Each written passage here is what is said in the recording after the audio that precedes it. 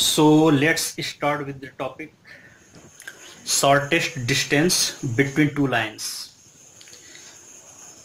This topic has been taken from the chapter 3D, three dimensional geometry से लिया गया है इस टॉपिक को, और ये 11.5 है। फिर 11.5.1 को हम लोग पढ़ेंगे distance between two skew lines. ठीक है यार, इजीएस्ट वे में हम लोग पढ़ाने का प्रयास कर रहे हैं। ये चैनल आपको हर एक कॉन्सेप्ट को इजीएस्ट वे में एक्सप्लेन करने का प्रयास कर रहा है, टीच कर रहा है आपको, आप इससे लर्न कर पा रहे हो। और कुछ दिन पहले ही हम लोगों ने बायोलॉजी के क्लासेस भी स्टार्ट कर दिए हैं, जिसको अमृता मैम ले रही हैं। तो जाइए चेक करिए बायोलॉजी को भी। और मैथमेटिक्स का तो सिर्फ 2 ही चैप्टर और रह गया है, जो आपका अब 3D के बाद स्टार्ट होगा, लीनियर प्रोग्रामिंग का और एक प्रोबेबिलिटी का। उसके बाद 12th का पूरा कंप्लीट हो जाएगा। प्लेलिस्ट में जाइए और चेक करिए, आपको मैथमेटिक्स 12th के सारे वीडियोस आपको मिलेंगे। ठीक है, हमारे इस चैनल पे, और वो भी इजीएस्ट वे में। तो चलिए स्टार्ट करते हैं आज के टॉपिक को। देखिए, shortest distance between two lines की बात हो रही है।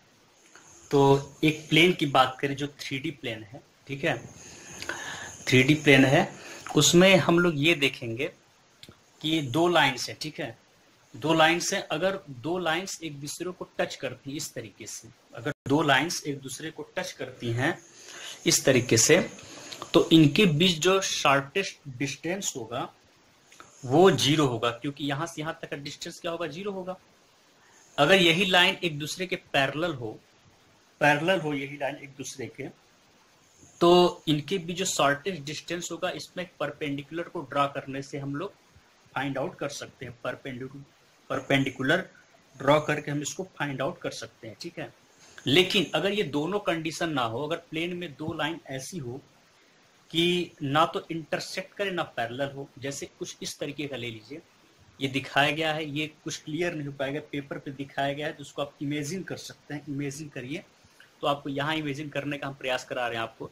जैसे ये एक लाइन और ये एक लाइन, देखिए दोनों को इंटरसेक्ट भी नहीं कर रहा है, ना पैरेलल है। ठीक है, थोड़ा आड़ी तिरछी है सब, तो ये कितनों बढ़ा ले एक दूसरे को न कट करेंगे, न टच करेंगे, न पैरेलल होंगे। तो इस तरह के जो लाइंस होते हैं इनको बोलते हैं स्क्यू लाइंस। ठीक है, तो आइए देखते हैं तो इस तरह के लाइंस को हम लोग कैसे निकालेंगे। तो चलिए स्टार्ट करते हैं। Distance between two skew lines. ठीक है, स्क्यू लाइंस को हम लोग समझ गए, अब इनके बीच के डिस्टेंस को निकालना है। तो देखिए, इस तरीके से हम लोगों ने बना लिया है। ठीक है, L1 और L2 2 हमारे पास लाइन है। ठीक है, जिसको हम लोग वेक्टर फॉर्म में भी डिनोट करेंगे। तो आइए चेक करते हैं। तो we now determine the shortest distance between two skew lines in the following way. Let small L1 and small L2 be 2 skew lines with equations। ठीक है, 2 स्क्यू लाइन से आपके L1 और L2 इनके बीच एक इक्वेशन हम लोग बनाते हैं। ठीक है, तो स्मॉल आर वेक्टर इक्वेशन बनाएंगे। Small r vector is equal to A1 vector plus lambda B1 vector. ये इसकी बात हो गई। और सेकेंड ले लें, एंड स्मॉल आर वेक्टर, तो small r vector is equal to A2 vector plus mu B2 vector. ठीक है, ऐसा क्योंकि म्यू B2 वेक्टर। तो ऐसा इसलिए कि देखिए, ये जो लाइन है सेकेंड वाली A2 से जाती है और B2 वेक्टर के पैरेलल है, तो इसलिए इसको इस फॉर्म में लिखा गया है। ठीक है, उसी तरीके से फर्स्ट वाला भी है, A1 पॉइंट से जाता है और B1 वेक्टर के पैरेलल है, इसीलिए इस फॉर्म में लिखा गया है। हम लोग वेक्टर अलजेब्रा में ये पढ़ भी चुके हैं।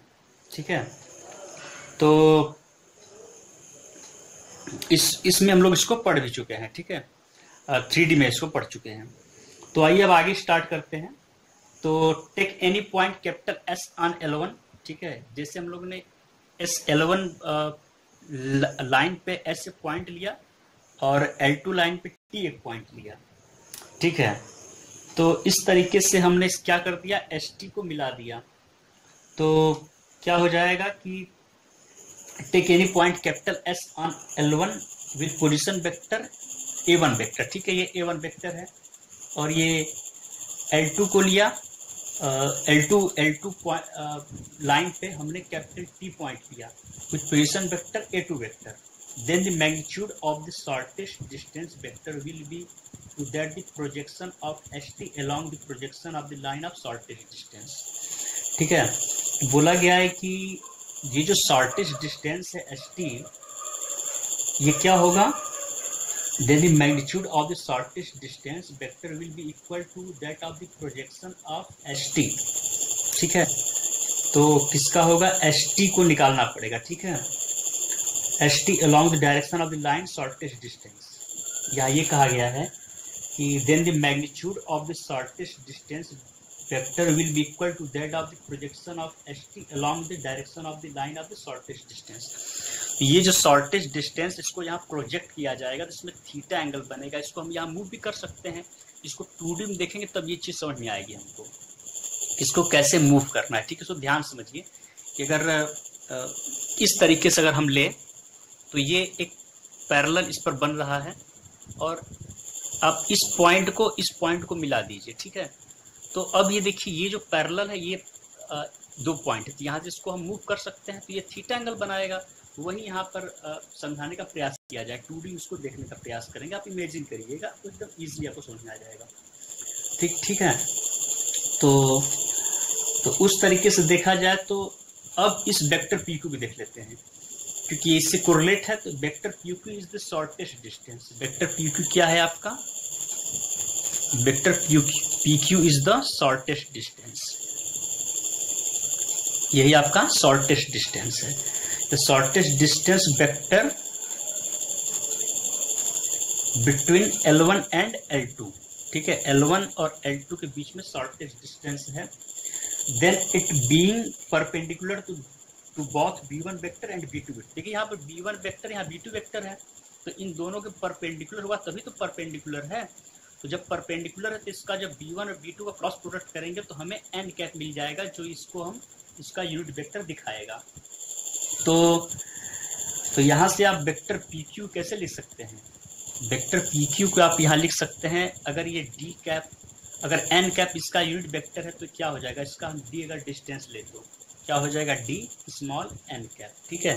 इस तरीके से अगर D इसका डिस्टेंस है और n कैप इसका यूनिट वेक्टर है तो D n कैप ये वेक्टर PQ को डेनोट करेगा, ठीक है। लेकिन अब यहाँ पर n कैप को कैसे निकाला जाए, तो सिंपली है कि ये B1 वेक्टर है, B2 वेक्टर परपेंडिकुलर है, तो आप सीधे कर सकते हैं n cap is equal to B1 cross B2 vector का आप करेंगे, फिर इसको आप मॉड कर देंगे तो क्या हो जाएगा, ये आपका n कैप को हमें दे देगा इजीली, ठीक है, इजी तरीके से हमको वो चीज वो दे देगा, ठीक है। अब आते हैं आगे, वेयर T को डिफाइन कर लें, where D is the magnitude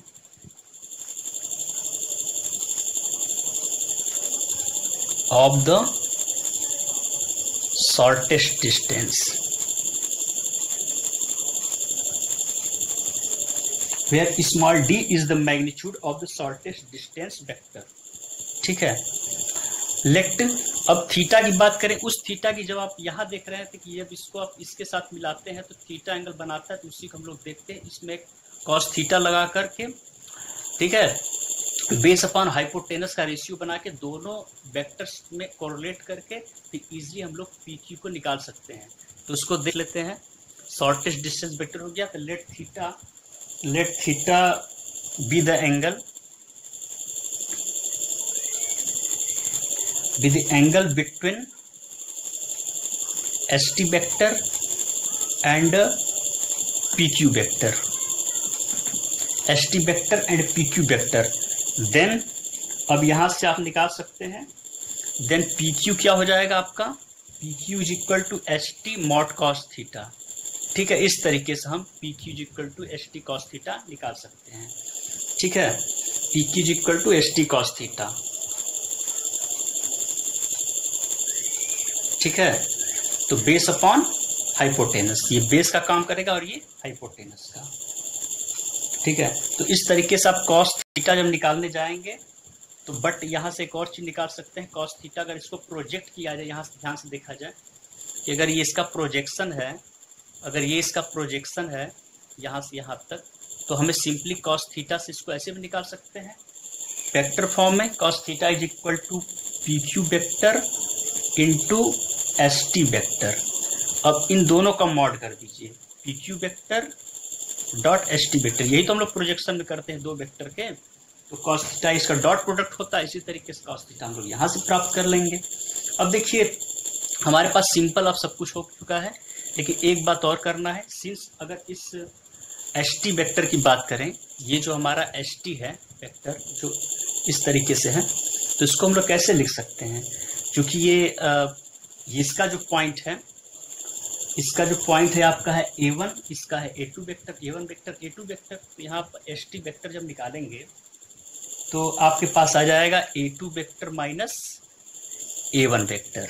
ठीक है, जहाँ ऊपर वाला A2 vector minus A1 vector, जब घटाएंगे तो A2 vector minus A1 vector, तो हमें एस टी वेक्टर के बारे में निकल जाएगा। अब देखिए सिंपली करना कुछ नहीं है, अब आप cos theta is equal to यहाँ P Q vector dot S T vector दिया हुआ है, तो जब पी क्यू को जाएंगे पता करने तो हम लोग पी क्यू को यहाँ निकाल चुके हैं, यहाँ आप देखिए पी क्यू को हम लोग निकाल चुके हैं, P Q is equal to small D N cap है। ठीक है, यहाँ आप सीधे लिख दीजिए P Q is equal to small D N cap, और एस टी वेक्टर हम लोग यहाँ से निकाल चुके हैं A2 vector minus A1 vector. ठीक है, सिंपली अब मॉड वेक्टर पी क्यू की बात करें, तो मॉड वेक्टर पी क्यू की बात करें तो ये स्मॉल डी एन कैप था, तो डी एन कैप करेंगे तो एन कैप का यूनिट वेक्टर हो गया, तो वो 1 हो जाएगा, सीधे आपका स्मॉल डी आ जाएगा। और एस टी वेक्टर का मॉड करेंगे तो सिंपली आपके पास एस टी आ जाएगा। सिंपली इतना हो गया, और फिर आप यहाँ पे करेंगे तो एन कैप की वैल्यू को आप पुट करें तो देखिए डी डी यहाँ से कैंसिल हो जाता है, एन कैप को निकाले तो एन कैप देखिए यहाँ से है B1 vector cross B2 vector upon mod B1 vector cross B2 vector, तो यहाँ से आप निकाल सकते हैं B1 vector cross B2 vector into A2 vector minus A1 vector. ठीक है, इतना हो गया हमारे पास, और ये आपका एस टी है। ठीक है, एस टी, और इसकी एन कैप की वैल्यू अब नीचे B1 vector cross B2 vector upon B1 vector cross B2 vector. ठीक है, इतना हो गया हमारे पास सिंपली। और फिर देखिए यहाँ से हम लोग और क्या कर सकते हैं,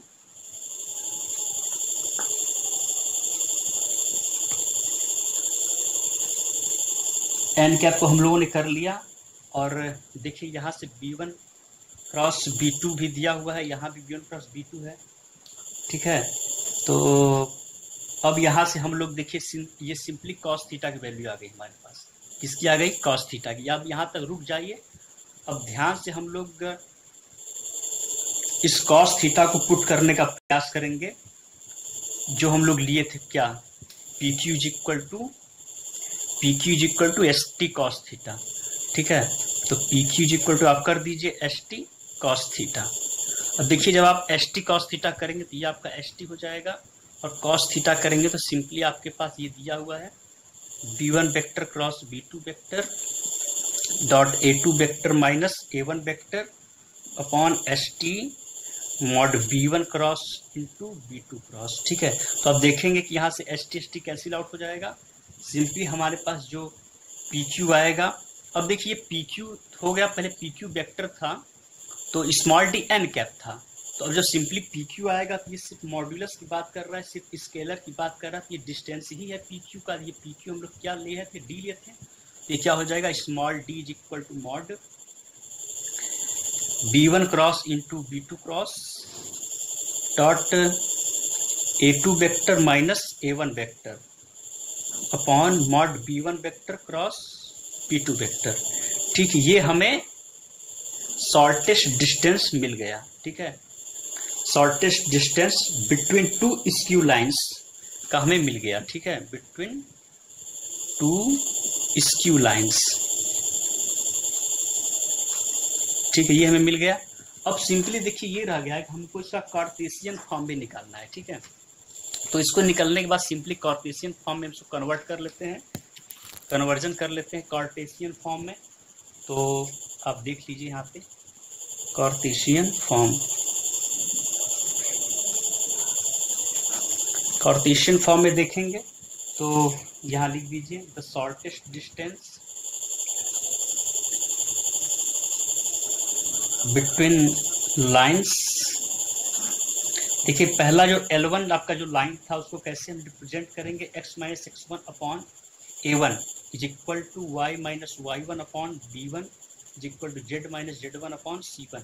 मतलब ऐसी लाइन जो x1 y1 z1 से जाती हो और इसके डायरेक्शन रेशियोज का क्या हो, A1 B1 C1। तो उसी तरीके से L2 भी है x minus x2 upon A2, direction ratios A2 है, x2 y2 z2 से जाता है। ठीक है, और A2 B2 C2 क्या है इसके, A2 B2 C2 क्या है इसके डायरेक्शन रेशियोज हैं। तो इस तरीके का जब हमें कार्टेशियन फॉर्म में दिया हो, 3D में दिया हो, तो कार्टेशियन फॉर्म में दिया हो तो उसका हम शॉर्टेज डिस्टेंस कैसे निकाल सकते हैं, mod x2 minus x1 y2 minus y1। देखिए ऐसे कंपेयर करिए, z2 minus z1 y2 minus y1 x2 minus x1 यहाँ लिखेंगे, उसी तरीके से z2 माइनस z1। ठीक है, इस तरीके से देख लीजिए। फिर A1 B1 C1, A1 B1 C1 और A2 B2 C2, इस तरीके से कंपेयर कर देना सिर्फ इसके कार्टेशियन फॉर्म को लिख करके। और अपॉन में क्या करेंगे, जब इसको कर देंगे इसको कर देंगे तो सिर्फ हमारे पास क्या बचेगा, इसको करके देखिए B1 C2 B2 C1। तो उसी तरीके से स्क्वायर रूट करके जो आएगा इसका स्क्वायर कर देंगे, क्या आ जाएगा B1 C2 minus B2 C1 का स्क्वायर। इसी तरीके से और भी इसको कंपेयर करेंगे तो C2 A1 minus A2 C1, फिर माइनस कर देंगे तो चेंज हो जाएगा, तो क्या हो जाएगा C1 A2 minus C2 A1 का स्क्वायर प्लस, अब इसकी बारी आती है तो B2 A1, तो इसको लिखेंगे A1 B2 minus A2 B1 minus A2 B1। ठीक है, इस तरीके से देखिए पूरा होल स्क्वायर है, ये होल स्क्वायर है, ये होल स्क्वायर, ये होल स्क्वायर, सबका सम कर देंगे फिर इसका स्क्वायर रूट में ले लेंगे। ठीक है, तो इस तरीके से हमें क्या मिल गया, ये shortest distance between the lines in the Cartesian form. ठीक है, तो वेक्टर फॉर्म, कार्टेशियन फॉर्म सब हम लोग देख लें। कार्टेशियन फॉर्म में हम लोगों ने देख लिया डिस्टेंस को, शॉर्टेस्ट डिस्टेंस को, और ये हम लोग पढ़ रहे थे distance between two skew lines को।